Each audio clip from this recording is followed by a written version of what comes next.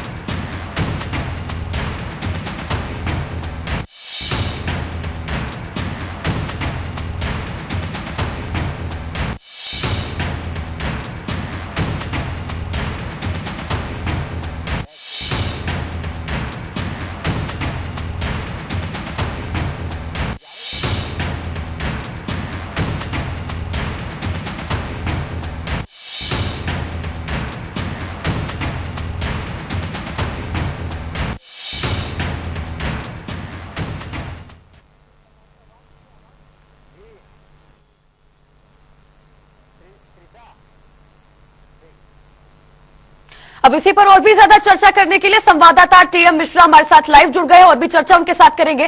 TM Mishra ji, आज Bharatiya Janata party की संसदीय दल की अहम बैठक होने वाली है। सबसे पहले मैं चाहूंगी बैठक को लेकर आप अपडेट दे दीजिए, क्योंकि 11 बजे ये बैठक होनी है और अभी समय हो रहा है 10:30। क्या जानकारी दे पाएंगे आप?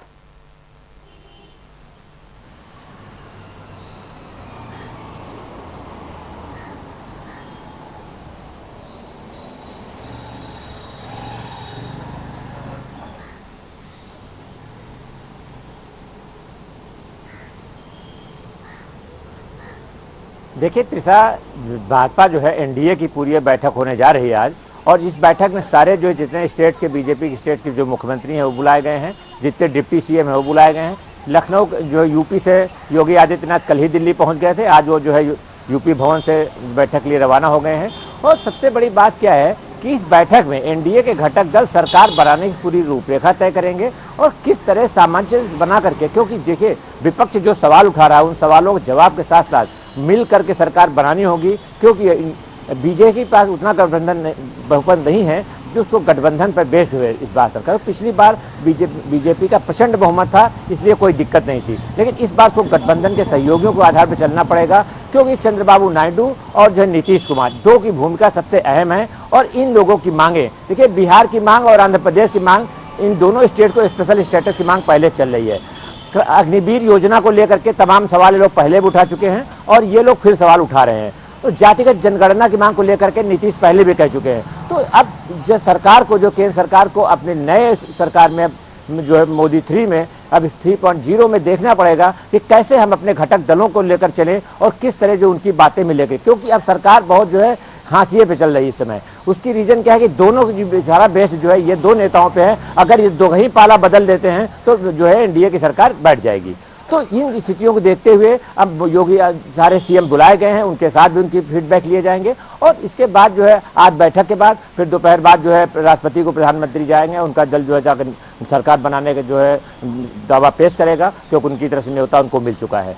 तो इन स्थितियों को लेकर के पूरे देश में, और देखिए जहाँ तक बैठक में है, बैठक के बाद जो है जब ये न्योता, और कल जो है संभावना है कि शपथ पीएम मोदी ले अपनी 3.0 की, इसमें भी देश विदेश से मेहमान बुलाए गए हैं, कई कंट्रीज के मेहमान आ रहे हैं जो उसमें शामिल होंगे और जो गवाह बनेंगे किस तरह जो है सरकार तीसरी बार जो है प्रधानमंत्री शपथ लेंगे। तो ये देश का गौरव होगा और ये बहुत बड़ी बात है कि प्रधानमंत्री जो है अब तीसरी बार शपथ लेने जा रहे हैं। तो ये एनडीए के घटक दलों के लिए भी गौरव है और इसको लेकर के एक यूनिटी चारों तरफ दिखाई जा रही है। लगातार जो है ये बातें चल रही हैं, लेकिन जो अंदर खाने की बातें मानी जा रही है कि सब एकजुट होकर के सरकार बनाएंगे और पूरे तरह से मोदी भी जो है लोगों की कोशिश करेंगे कि जो उनके सहयोगी संगठन हैं, सहयोगी दल हैं, उनकी बातें माने और उनके जो मांग है, स्पेशल स्टेटस की मांग जो 2 राज्यों चल रही है, वो उनकी पूरी करें और ताकि जो है वो उनके साथ पूरे मनोबल से जुड़ सके। जी त्रिचा। जी बिल्कुल मिश्रा जी, जिस तरह की बातें आपने कही, तमाम तरह की बातें ये है। इनके अलावा एक कारण शायद बैठक का ये भी हो सकता है, क्या इस तरह की कोई तस्वीर देखने को मिल सकती है जिस तरह से लगातार भारतीय जनता पार्टी 400 पार का नारा दे रही थी, लेकिन रिजल्ट्स में जो देखने को मिला ऐसा कुछ हुआ नहीं। 300 का आंकड़ा भी Bharatiya Janata party individually cross नहीं कर पाई।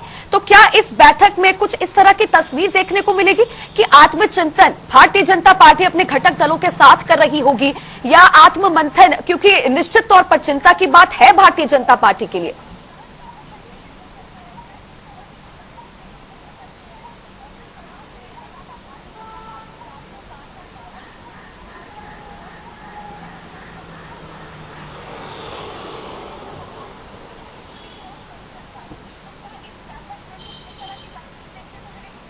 हाँ, ये चीज़ें सही करें। देखिए चिंतन की बात है, आत्मचिंतन होगा और इस पर विचार भी होगा और जो बड़ी बड़ी बैठकें भी होंगी कि आखिर भाजपा को ऐसी हार कैसे मिली, कि जो इतनी प्रचंड बहुमत में सरकार थी, जिसने तमाम विकास कार्य किए, जिसने तमाम देश में विदेश में नाम रोशन किया और माना जा रहा है कि उसने बहुत बड़े बड़े जो है काम किए, जिस पर उसको उम्मीद थी कि वो जो पूरी रूप प्रचंड बहुमत में फिर आएगी, लेकिन धरातल पर जो है वो नहीं उतर सके और सिर्फ योजनाएं बनी रह गई। यूपी में कहा जाता, सारे नेता बोलते हैं 80 में 80 सीटें जीतेंगे, लेकिन अखिलेश यादव और राहुल गांधी ने ऐसा करिश्मा किया कि यूपी के ज्यादातर मंत्री जो है जो केंद्र सरकार के थे वो चुनाव हार गए। स्टेट गवर्नमेंट के भी 2 मंत्री भी चुनाव हार गए। तो 9 मंत्रियों का चुनाव हारना ये दिखाता है कि जनता में कहीं जो है इसका विरोध था और अयोध्या जैसी सीट हार जाना ये भी बहुत बड़ी जो है बात है कि जिस अयोध्या को लेकर पूरे देश विदेश में चर्चा हो रही थी और भाजपा वो सीट भी हार गई। तो ये मंथन होगा, लेकिन आज की बैठक मंथन के लिए नहीं है। आज की बैठक से जो है कल की सरकार बनाने के लिए है, कैबिनेट में मंत्रियों को तय करने के लिए है और सब जो एनडीए के घटक दलों की जो है बातें सुनने की और उनकी मांगे और उनके विचार सहमत लेकर के ही मंत्रिमंडल शामिल करने की बात होगी। क्योंकि अब ये तो हार की बात है, हार की बात अब लंबे समय चलेगी और फिर हार के क्या कारण थे, कई स्तरीय बैठक होगी, दिल्ली में होगी, यूपी में भी होगी, फिर जो जिलों में भी होगी और फिर हार पर परिणाम तैयार किए जाएंगे कि क्या नतीजा निकला है। तो इस पर 1 आध महीना भी लगेगा, लेकिन आज जो बैठक हो रही है उसका सीधा से सरकार गठन की बात है और सरकार गठन की सारी तैयारियां की जाएंगी। जी त्रिचा। जी बिल्कुल मिश्रा जी, तो निश्चित तौर पर कहा जा सकता है बेहद अहम है आज की बैठक। कई तरह के फैसले इस बैठक में लिए जाएंगे, हम देख सकते हैं। लगातार बैठकों का दौर भी जारी रहेगा, लगभग 1 से 1.5 महीने का समय अब लग सकता है गवर्नमेंट फॉर्मेशन के लिए। फिलहाल शुक्रिया जुड़ने के लिए और तमाम चर्चा मेरे साथ करने के लिए।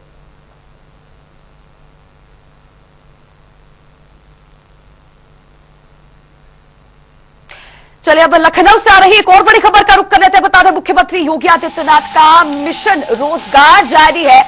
सरकारी विभागों में खाली पदों पर तत्काल भर्ती के निर्देश जारी किए जा चुके हैं। अपर मुख्य सचिव प्रमुख सचिवों को मुख्यमंत्री के सख्त निर्देश दिए गए हैं। विभागों के खाली पदों को चयन आयोग को भेज दिया गया है। सरकारी विभागों में रिक्त पदों को अब चिन्हित किया जाएगा और चिन्हित करके भर्तियां अब शुरू होंगी। लखनऊ से बता रही है बड़ी खबर आपको, मुख्यमंत्री योगी आदित्यनाथ का मिशन रोजगार जारी है। सरकारी विभागों में खाली पदों पर तत्काल भर्ती के निर्देश दिए जा चुके हैं। लगातार मिशन रोजगार जारी है और एक बार फिर से इसकी शुरुआत की जाएगी। सरकारी विभागों में खाली पदों पर तत्काल भर्ती के निर्देश मुख्यमंत्री योगी आदित्यनाथ ने दे दिए हैं, जिसके बाद अब रिक्त पदों पर भर्तियां होंगी। अपर मुख्य सचिव प्रमुख सचिवों को मुख्यमंत्री ने सख्त से सख्त निर्देश सौंपे हैं कि रिक्त पदों पर जल्द से जल्द भर्तियां करवाई जाए। विभागों के खाली पदों को चयन आयोग को भी भेजने के निर्देश दिए जा चुके हैं, जिसके बाद जो विभाग के रिक्त पद है, खाली पद है, उन पर जल्द से जल्द चयन की प्रक्रिया शुरू होगी और इस चयन के प्रोसेस के बाद, चयन की प्रक्रिया के बाद भर्तियां होंगी इन रिक्त पदों पर। इसके निर्देश सौंपे हैं अपर सचिव, मुख्य सचिव को भर्तियां करवाने के।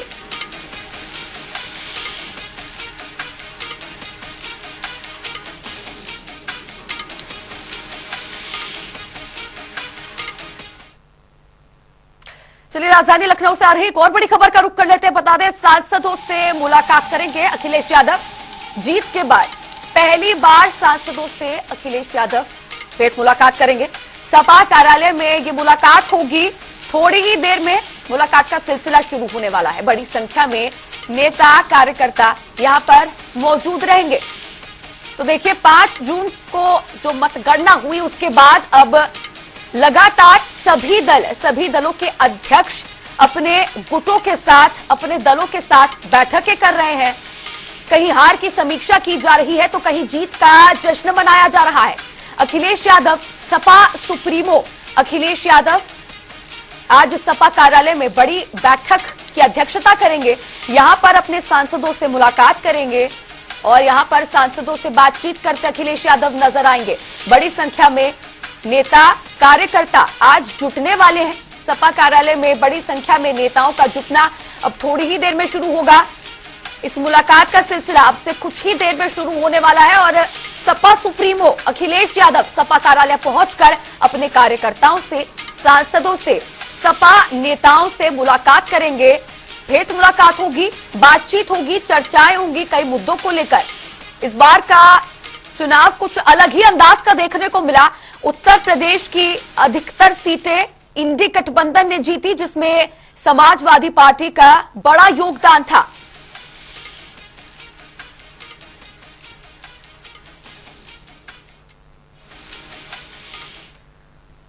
अब इसी पर और भी ज्यादा चर्चा करेंगे। लखनऊ से हमारे संवाददाता तौकीर किदवई फोन लाइन पर जुड़ गए हैं। तौकीर, आज सपा सुप्रीमो अखिलेश यादव चर्चा करेंगे, भेंट मुलाकात करेंगे अपने सांसदों से। सपा कार्यालय में कुछ ही देर में यह बैठक शुरू होने वाली है। क्या जानकारी इस बैठक को लेकर, किन मुद्दों पर आज इस बैठक में चर्चा संभव है? देखिए, ये पहला मौका होगा चुनाव के बाद जब वो अपने जीते हुए सांसदों के साथ बैठने जा रहे हैं और इस बैठक में आगे की रणनीति पर तय होगा कि क्या समाजवादी पार्टी सोच रही है आगे की रणनीति पर, क्या सरकार बनाने में सक्षम होंगे, सांसदों की एक राय मांगी जाएगी और इसके अलावा कहां पर जो वोट में हार गए हैं कम मार्जिन से, उस जगह पर भी चर्चा होगी। उन प्रत्याशियों को भी बुलाया गया है जो इस चुनाव में हारे हैं, यानी कि हारे और जीते सभी तरह के सांसद इस बैठक में हिस्सा लेंगे और आगे की रणनीति तय होगी। ये भी माना जा रहा है कि ये बैठक इसलिए भी महत्वपूर्ण है क्योंकि ये पहला मौका है चुनाव के बाद जब सभी सांसद एक जगह इकट्ठा होंगे। पार्टी कार्यालय पे और भी जो बड़े नेता हैं उनका भी माना जा रहा है कि आज तांता लग सकता है, वो अखिलेश यादव को बधाई देने पहुंचेंगे। तो फिलहाल आज जमावड़ा समाजवादी पार्टी पर लगने वाला है चुनाव नतीजों के बाद। और इसमें जो वो सांसद हैं जिन्होंने अप्रत्याशित जीत दर्ज की है, जिसमें अवधेश प्रसाद हैं जो अयोध्या से सीट जीत कर आए हैं, और इसके अलावा कई ऐसे मंत्री रहे, केंद्र के मंत्री रहे जिनको चुनाव हराया समाजवादी पार्टी के नेताओं ने, आज वो जरूर महत्वपूर्ण भूमिका में है। तो जाहिर तौर पर आज उनको शाबाशी भी मिलेगी अखिलेश यादव की तरफ से। और आने वाले समय की जो रणनीति है, चाहे दिल्ली की गद्दी की बात हो या उत्तर प्रदेश में अब आने वाले विधानसभा चुनाव हो, सभी तरह की रणनीति पर चर्चा होगी। और इसके अलावा जो नेता चुनाव के दौरान समाजवादी पार्टी का साथ छोड़ गए थे या फिर उन्होंने पहले राज्यसभा के चुनाव में क्रॉस वोटिंग की थी, ऐसे विधायकों के ऊपर भी चर्चा होगी कि उन्हें पार्टी में वापस लेना है या फिर अब यहां से उनके दरवाजे बंद हो चुके हैं। तो महत्वपूर्ण बैठक मानी जा रही है। आज अखिलेश यादव पहली बार आज समाजवादी पार्टी कार्यालय पहुंचेंगे चुनाव जीत दर्ज करने के बाद। जी बिल्कुल तौकीर, जिस तरह से अभी आपने जिक्र किया कि इस बैठक में अखिलेश यादव इस पर भी चर्चा कर सकते हैं कि आगे सरकार बनाने के लिए क्या रणनीति बनाई जा सकती है। हालांकि प्रधानमंत्री नरेंद्र मोदी इस बात की आधिकारिक घोषणा कर चुके हैं कि तीसरे कार्यकाल में वही फिर से आएंगे, प्रधानमंत्री तीसरी बार वही बनेंगे। लेकिन क्या लगता है, चूंकि आप ग्राउंड जीरो पे मौजूद होते हैं हमेशा ही, तो क्या आपको इस बात की कोई संभावना बनती नजर आ रही है कि इस बैठक के बाद क्या कोई ऐसी रणनीति पर अखिलेश यादव उतरकर आ सकते हैं? क्या किसी तरह का तोड़ मरोड़ किया जा सकता है जिससे आगे चलकर कोई संभावना बने गवर्नमेंट फॉर्मेशन की? देखिए, जिस तरह से चुनाव नतीजों के बाद एक तरफ एनडीए की तरफ से ऐलान कर दिया गया कि प्रधानमंत्री बहुत जल्द शपथ लेंगे, लेकिन दूसरी तरफ चुनाव नतीजों के दूसरे दिन ही यहां पर बैठक बुलाई गई दिल्ली में और सभी उन दलों को बुलाया गया जो पहले से इंडिया गठबंधन का हिस्सा थे। सबसे बड़ी बात यह है कि ऐसे नेता एक साथ वापस इकट्ठा नजर आए, यानी कि संदेश देना था कि जो भी इंडिया के साथी रहे हैं, जो एक साथ चुनाव लड़े हैं, वो एक मंच पर अभी भी मौजूद है। इस संदेश के बाद देखिए शुरू होता है नंबर गेम। नंबर गेम में जिस तरह से भाजपा की जो सीटें हैं 240, उसकी जो तोड़ मरोड़ है उसमें एक दल भी, यानी कि अगर सिर्फ नीतीश कुमार भी अगर उस दल से हट जाते हैं तो सरकार बनाने में सक्षम नहीं होगी भाजपा।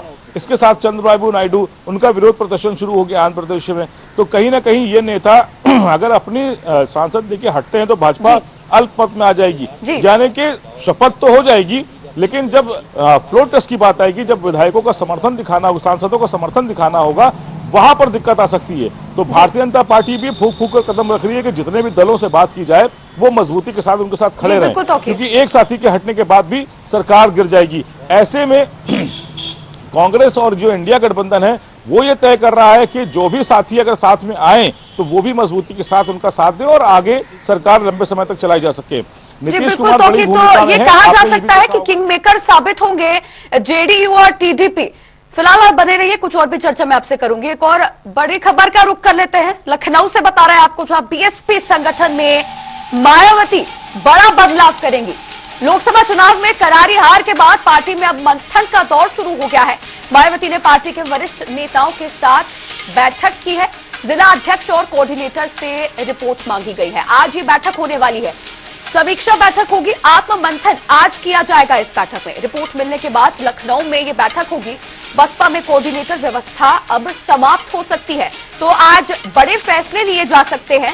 मायावती आज बड़ी बैठक की अध्यक्षता करने वाली है।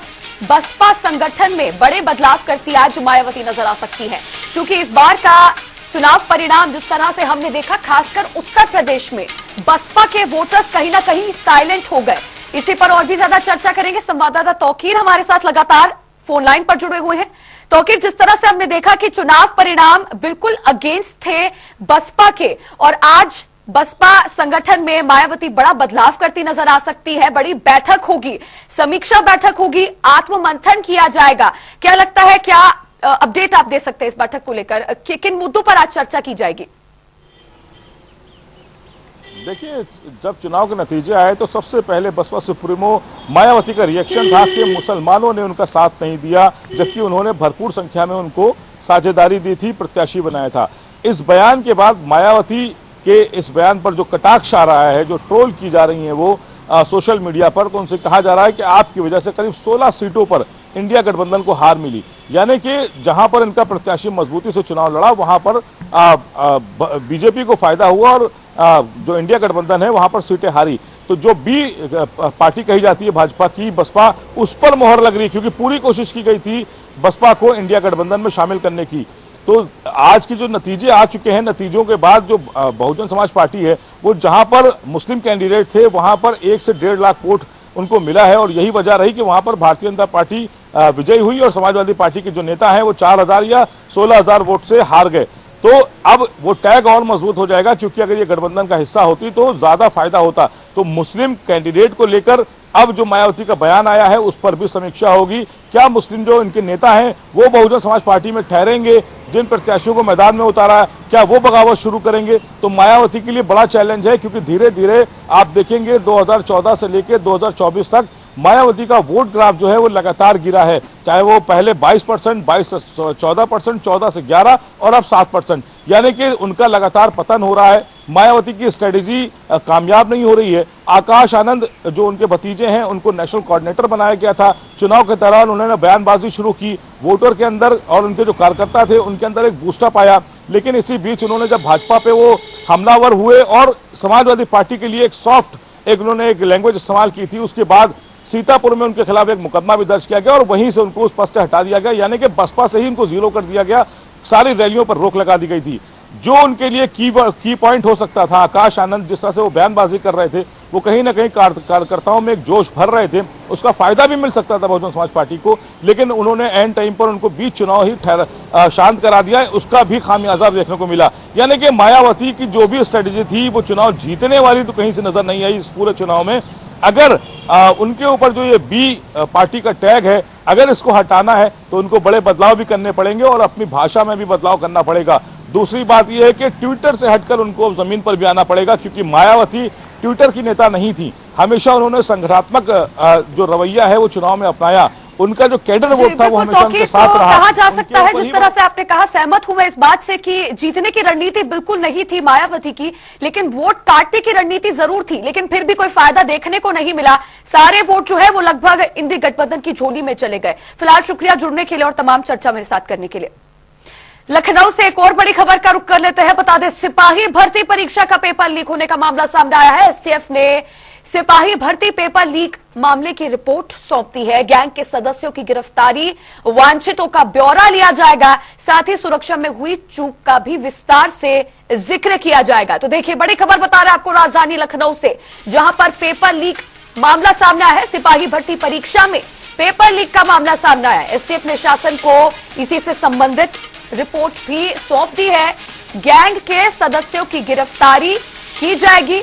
इस पूरे मामले का ब्यौरा भी से चूक हुई, क्या कारण रहे कि पेपर लीक का मामला सामने आया सिपाही भर्ती में, इसे लेकर भी संज्ञान लिया जाएगा। गंभीरता से इस मामले में संज्ञान लिया जाएगा, गंभीरता से इसका जिक्र किया जाएगा।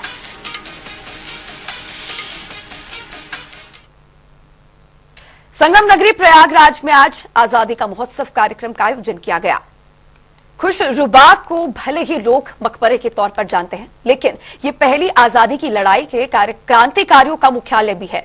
इसी पर देखिए हमारी खास रिपोर्ट।